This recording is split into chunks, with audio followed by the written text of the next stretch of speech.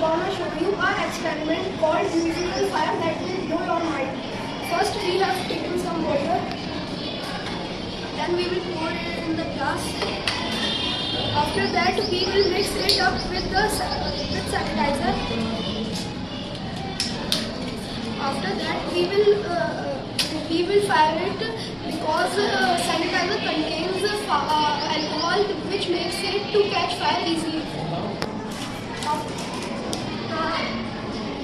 The flame is very light blue. To see it is impossible to see in the daylight.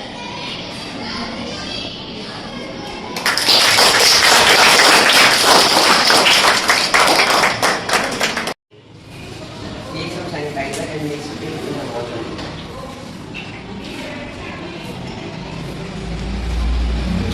And then you want to do non-stick oil.